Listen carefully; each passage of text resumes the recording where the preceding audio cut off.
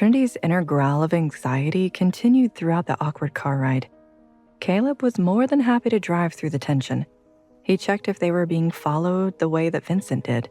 He even parked near the back of the empty parking lot like Vincent too. Caleb didn't move to open the doors the way that her guards did though. He must not have been trained to do that. But once she did open her door, Caleb rushed to the front of the car.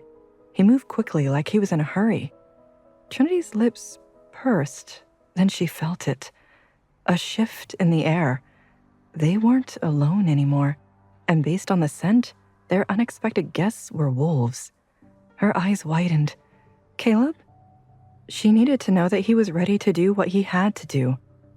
Don't worry, Trinity. Everything's just fine. He sounded completely calm. So why am I still worried? One of the scents smelled familiar. Trinity tried to turn and place it. Her eyes widened at how quickly her former guard, Leslie, zoomed to the end of the car. He blocked her from heading that way. Looking for me? Leslie taunted. His voice sent a shudder of disgust through her body. She hadn't seen him since the night of the marking ceremony. He was the guard who made her uncomfortable. She hadn't had to go into detail for Vincent to stop Leslie from entering her room that night, or for Reece to fire Leslie as a guard. A chuckle came from the left of her, and Trinity turned just enough to see Jeremy, another former guard. That was almost too easy, Jeremy said. Thought we'd have to plan harder. A woman's voice cut in. I told you we wouldn't. It was Donna, the hateful wolf who protested at Trinity and Reece's marking ceremony. Let's get this over with. All three of these wolves had her surrounded. Trinity's last turn meant the car was at her back, and she had a wolf on each side ready to attack her. What is this? She asked them. Leslie? Jeremy? Is this because we fired you? Leslie and Jeremy cackled. Why would we care about that? Why else would you do this? She asked. It's revenge, right? Leslie sneered. It was the plan all along. Your little freak out on marking night just meant we couldn't get you from the inside like our boss wanted.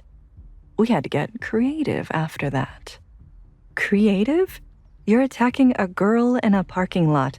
That's the oldest trick in the book, she said. Leslie's nostrils flared. Good, stay distracted, keep talking. She baited them, saying, I thought I just had to worry about rogues and warlocks. I didn't think there'd be an enemy in my own pack. You're not my pack, Donna screamed.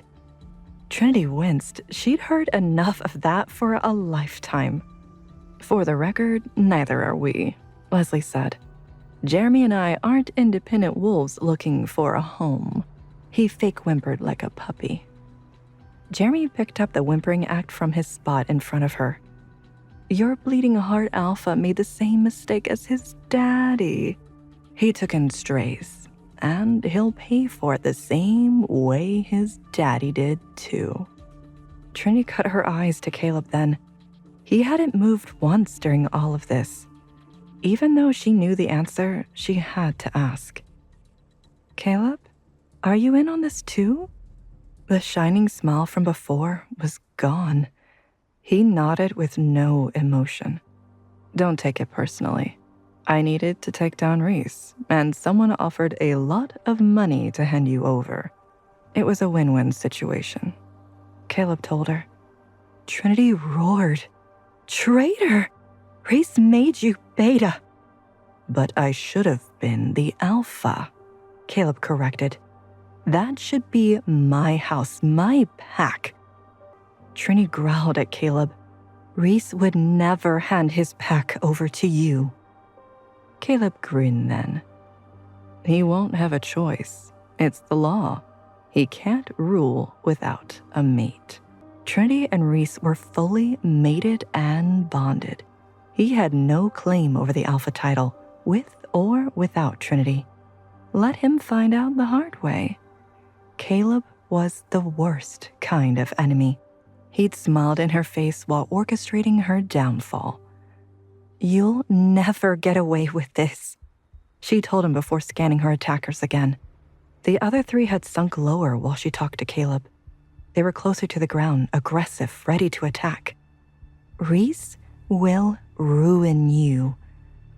Too bad you'll never know. Caleb snapped his fingers, and in an instant the four of them came at her. Donna slapped Trinity across the face hard.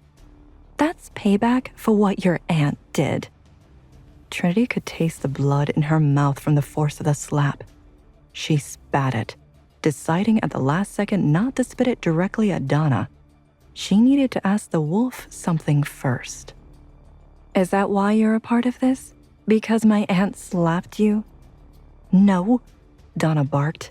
I don't want a wolfless as my Luna. Trinity ground out her next words just to hurt Donna. Reece wouldn't have wanted you if you were the last wolf alive. You're ugly and rotten from the inside out. Enough, Caleb roared. He was suddenly beside her. He snatched a fistful of her hair and twisted while pulling. Trinity cried out as she was wrenched to face him. Caleb, please, think of your family, she pleaded. Riley had been so kind to her. Lila was the mother that Trinity never got to have. Reece was only ever playful at home. Surely Caleb had to care about them. Family was the only good thing Trinity had ever known. Caleb snarled in her face. I've never understood families. They only get in the way. Night-night, Trinity. He brought a white cloth near her face. Trinity panicked, knowing what came next. Reece! She only managed to breathe his name once before the smell of the chloroform knocked her out. Want to know what happens next? Click on the link in the description below to watch further episodes of Chosen by Fate, Rejected by the Alpha.